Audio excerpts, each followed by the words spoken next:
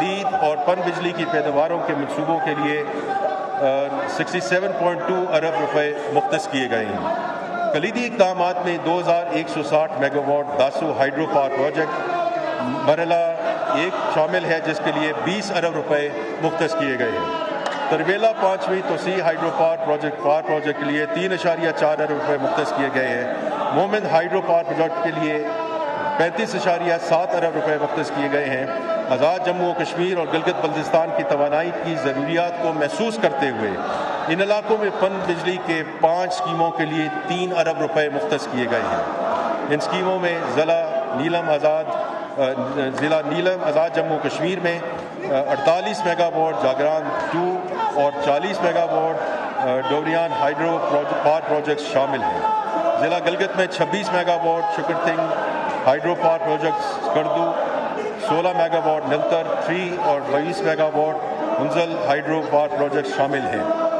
گلگت بلتستان میں علاقائی گرڈز بنانے کے لیے فیز 1 کے لیے 1.2 ارب مختص کیے گئے ہیں، جس کا مقصد 4 اضلاع گلگت، ہنزا نگر، سکردو اور استور میں بجلی کی طلب کو پورا کرنا ہے۔ زراعت کا شعبہ۔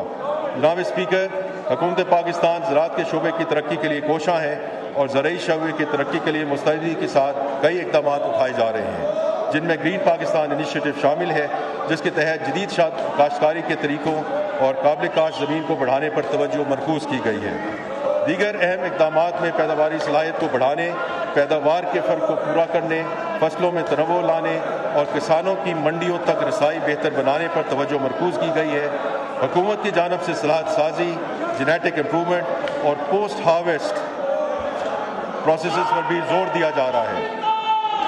جناب اسپیکر، میں خاص طور پہ یہ ذکر کرنا چاہتا ہوں کہ چین میں 1000 زرعی گریجویٹس کی صلاحیت سازی کے لیے وزیر اعظم پاکستان کے اقدام کے تحت مختلف صوبوں اور خطوں سے نوجوان پاکستانی زرعی گریجویٹس کو ایک مکمل فنڈڈ تربیتی پروگرام کے تحت چین بھیجا جا رہا ہے۔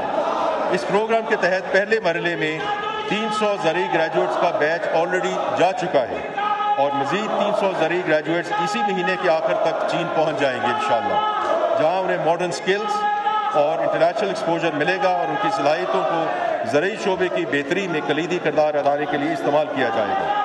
تربیتی پروگرام کے علاوہ مالی سال میں 2025-26 میں کپاس اور لائف اسٹاک کی بحالی پر خصوصی توجہ کے ساتھ 10 جاری اسکیموں کو جاری رکھنے اور 5 نئے منصوبے شروع کرنے کے لیے 4 ارب روپے سے زائد مختص کیے گئے ہیں۔ Higher education sector. جناب اسپیکر، اعلیٰ تعلیم کا شعبہ سب سے اہم شعبوں میں سے ایک ہے، کیونکہ یہی شعبہ تربیت یافتہ ہیومن ریسورس فراہم کرتا ہے، جو عمومی پیداواری صلاحیت کو بڑھانے کے علاوہ ملکی صنعت کی برآمدات میں اضافے کے لیے بھی اہم ہے۔ اعلیٰ تعلیم کی مد میں HEC کو 170 منصوبوں کے لیے 39.5 ارب روپے فراہم کیے گئے ہیں۔ ان میں سے 38.5 ارب روپے جاری منصوبوں کے لیے ہیں۔ ان وسائل سے جاری اسکیموں کو مکمل کرنے میں مدد ملے گی۔ وزیر اعظم پاکستان کی اسکیم کے تحت جسمانی مسائل سے گزار نوجوانوں کو اپنی مشکلات پر قابو پانے کے لیے الیکٹرک ویل چیئرز، کسٹمائزڈ لیپ ٹاپس اور آڈیو ویژول ایڈز فراہم کی جائے گی۔ Science and technology.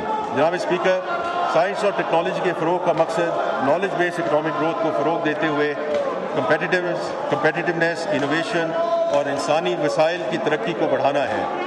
یہ تمام مقاصد اڑان پاکستان اور نیشنل اکنامک ٹرانسفارمیشن پلان کے ای پاکستان کمپوننٹ میں شامل ہیں۔ سائنس اینڈ ٹیکنالوجی کے لیے مالی سال 2025-26 میں 31 جاری اسکیموں کے لیے 4.8 ارب روپے مختص کیے گئے ہیں۔ PV ماڈیولز کے لیے پاک کوریا ٹیسٹنگ فیسلٹی کے قیام، سیمی کنڈکٹر چپ design facilitation centre, printed circuit board facility کی اپ گریڈیشن اور bio technology derived bio products کے لیے میڈیکل کینویز گرین ہاؤسز کے قیام جیسی اہم جاری اسکیموں کو مکمل کرنے پر توجہ مرکوز رکھی جائے گی۔ شعبہ تعلیم۔ جناب اسپیکر، تعلیم قومی ترقی کا سنگ بنیاد ہے اور حکومت نے آئین کے آرٹیکل 25A اور اڑان پاکستان ایجوکیشن فریم ورک کے مطابق معیاری تعلیمی نظام کے قیام کے لیے اپنے غیر متزلزل عزم کا اعادہ کیا ہے۔ ملک کو بڑے چیلنجوں کا سامنا ہے، جن میں سے 26 ملین اسکول سے باہر بچے اور ایکسیس، مساوات، گورننس اور تعلیمی معیار جیسے مسائل شامل ہیں۔ ان چیلنجوں سے نمٹنا انتہائی اہم ہے اور اس سال کے حکومتی اقدامات ان گیپس کو پر کرنے کی ایک جامع حکمت عملی کی عکاسی کرتے ہیں۔ وزیر اعظم پاکستان کی ہدایت پر پسماندہ علاقوں کے ہونہار طلباء کے لیے دانش اسکولوں کے